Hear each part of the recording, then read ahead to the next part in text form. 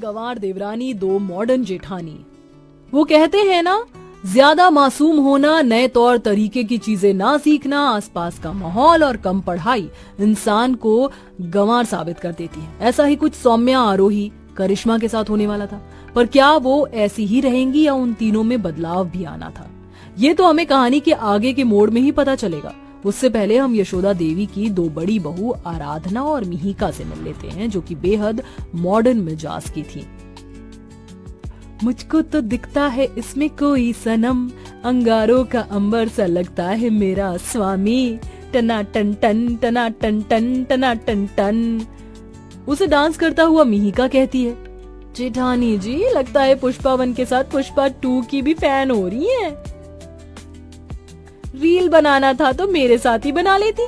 अरे इतना टाइम कहाँ था कि तुझे बुलाती, मेरा मन किया इसलिए अकेले ही नाचने लग गई। सारी जिंदगी तो घर का काम करने में गुजर जाएगी। अब हमें माँ जी से कह देना चाहिए कि हमारे लिए कोई देवरानी ले आए जो घर संभाले। आपने बिल्कुल ठीक कहा जेठानी जी। ए मिहिका, माना कि मैं जेठानी हूँ, लेकिन तू मुझे दीदी बोल। ये जेठानी मुझे बहुत ओल्ड फैशन लगता है। और अब तू भी जेठानी बन जाएगी जब हमारे तीनों देवर शादी करके आ जाएंगे। हाँ ये तो आपने बिल्कुल ठीक कहा दी। अब सही है ना, ओनली दी। हाँ चल, मुझे अपने डिजाइनर ब्लाउज लेकर आना है। तू भी और स्टाइलिश बनकर रहा कर, समझी? ओके दी। शॉपिंग पर जाने से पहले दोनों जेठानी अपनी सास यशोदा से तीनों देवर की शादी की बात करती हैं। तुम बिल्कुल ठीक कहती हो, मैं आज ही पंडित जी से बात करती हूँ। थैंक यू माँ जी, हम दोनों को काम है, हम दोनों अभी बाहर से आते हैं। ठीक है। दोनों अपना डिजाइनर ब्लाउज लेने चली जाती हैं। वहीं दूसरी तरफ यशोदा पंडित जी से अपने तीनों बेटों के लिए सर्वगुण संपन्न संस्कारी बहू की बात करती है। ऐसे में पंडित उन्हें सौम्या, आरोही, करिश्मा की फोटो दिखाता है। उनके गुण और शक्ल देखकर यशोदा अपने तीनों बेटों की शादी उनसे करना मंजूर करती है और तीनों हफ्तों में यशोदा के तीनों बेटों की शादी बहुत धूमधाम से हो जाती है। पर वह तीनों बहुएं कितने गंवार और मासूम थे, इस बात से वाकिफ होना भी बाकी था। तीनों बहू का अच्छे से गृह प्रवेश हो जाता है।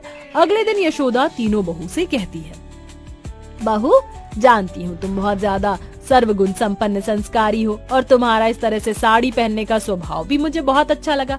अब जाकर अपनी पहली रसोई का अच्छा सा खाना बना दो, साथ में एक मीठा भी बना देना। जी माँ जी। तीनों गंवार बहुएं रसोई में जाती हैं तो मॉडर्न किचन को देख घबरा जाती हैं। तभी करिश्मा माइक्रोवेव को देखती है। अरे मोरी मैया, ये छोटा सा डब्बा क्या है और इसमें तो बटन भी है। मुझे तो लगता है करिश्मा कि ये छोटा फ्रिज है, आम की आइसक्रीम बनाकर इसमें रख दो, अच्छे से जम जाएगी। ठीक है, अभी करती हूँ, पर यहाँ पर मिट्टी का चूल्हा नहीं है। लगता है यहाँ पर खड़े होकर चूल्हा बनाना पड़ेगा, तभी खाना बनेगा। बाहर से लकड़ी और मिट्टी लेकर आती हूँ। जब तक आरोही तुम देख लो कौन से मसाले कहाँ रखे और बाहर निकाल कर रख लो, पूरी का आटा लगा लो। करिश्मा बाहर जाकर मिट्टी और छोटी छोटी लकड़ी ले आती है और फिर मॉडर्न किचन की स्लैब पर मिट्टी का चूल्हा बनाने लगती है। वहीं आरोही अपने मुंह पर आटा लगा लेती है। इतने में दोनों जेठानी और सास आ जाती हैं। तुम तीनों ये क्या कर रही हो? अभी तक खाना बनाना शुरू नहीं किया और ये रसोई में मिट्टी और लकड़ी क्यों ले आई हो? मुझे ऐसा क्यों लग रहा है कि तीनों गंवार हो? मैं ही पूछती हूँ। आरोही, सौम्या, करिश्मा, तुम दोनों क्या कर रही हो? ये मिट्टी क्यों लाई हो बाहर से? माँ जी, मुझे यहाँ पर चूल्हा नहीं दिखा, इसलिए मिट्टी का चूल्हा बना रही हूँ ताकि जल्दी से खाना बना लूँ। और ये क्या आरोही, तूने अपने मुंह पर आटा क्यों लगा लिया? आपने ही कहा था पूरी का आटा लगा ले, तो ये पूरी तो बनानी थी इससे, इसलिए मुंह पर लगा ली। अरे पागल, इसका मतलब पूरी का आटा गूंथ ले, इससे पूरी कैसे बनाएंगे हम? इतने में माइक्रोवेव के खराब होने की आवाज आती है। तीनों जेठानी सास डर कर माइक्रोवेव की तरफ देखती हैं और प्लग निकाल देती हैं। सौम्या बहू, ये तुम क्या कर रही हो? माँ जी, मैं आइसक्रीम जमा रही हूँ, पता नहीं इसमें क्या हो गया, पता नहीं कैसा फ्रिज है आपका ये छोटा वाला। ये सुनते ही सास जमीन पर धड़ाम गिर जाती है और आराधना कहती है, बेवकूफ देवरानी, ये कोई छोटा फ्रिज नहीं है, इसे माइक्रोवेव बोलते हैं। आइसक्रीम इसमें जमती है, इस फ्रिज में। ब्लास्ट तो होना ही था। गाँव से आई हो तो इतनी गंवार हो क्या? ये भगवान, इन्होंने तो आते ही मेरे माइक्रोवेव को खराब कर दिया। कल ही तो मंगवाया था। एक के सामने इंडक्शन है, उसके बाद भी मिट्टी का चूल्हा बना रही है, दूसरे अपने मुंह पर ही आटा लगा लिया और तीसरी की तो बात ही छोड़ दो। सॉरी माँ जी, हमें माफ कर दीजिए, हमें पता नहीं था कि ये क्या है, फिर भी हम खुद से बनाने लग गए।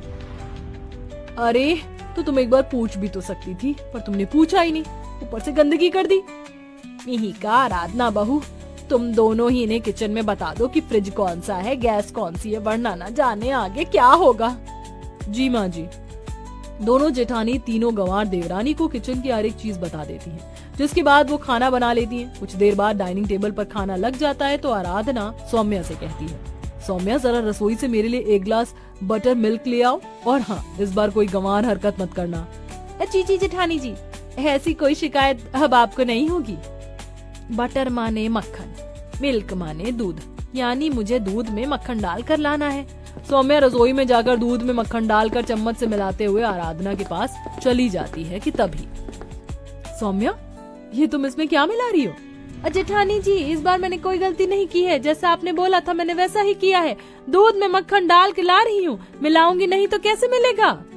ये सुन खाना खाती हुई मिहिका कुर्सी से गिर पड़ती है। दी, इसने क्या बोला? दूध में मक्खन?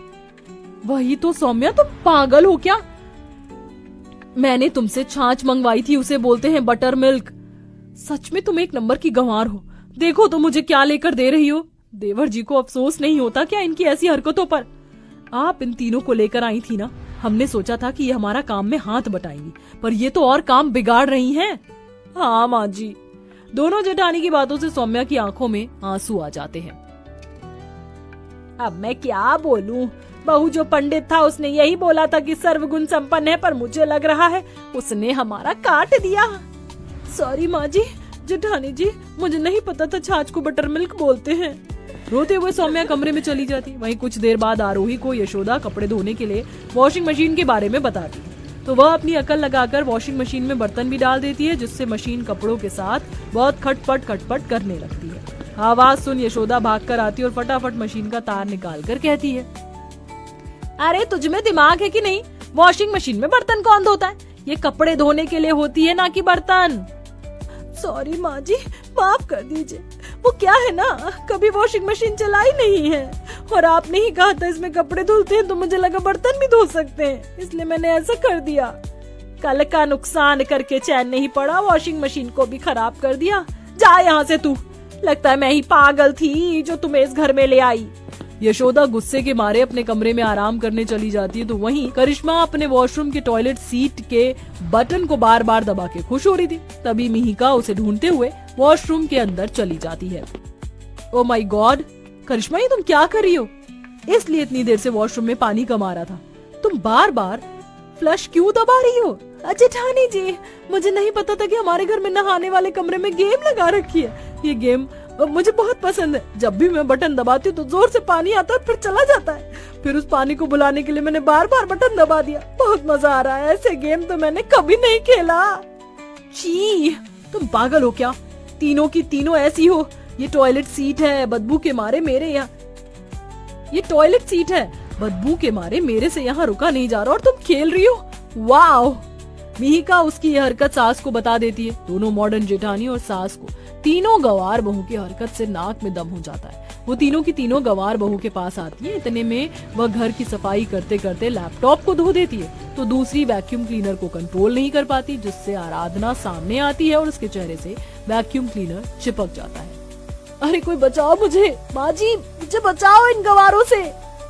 क्या करे अब? हे भगवान, जल्दी से वैक्यूम क्लीनर बंद कर। मिहिका वैक्यूम क्लीनर बंद करती है।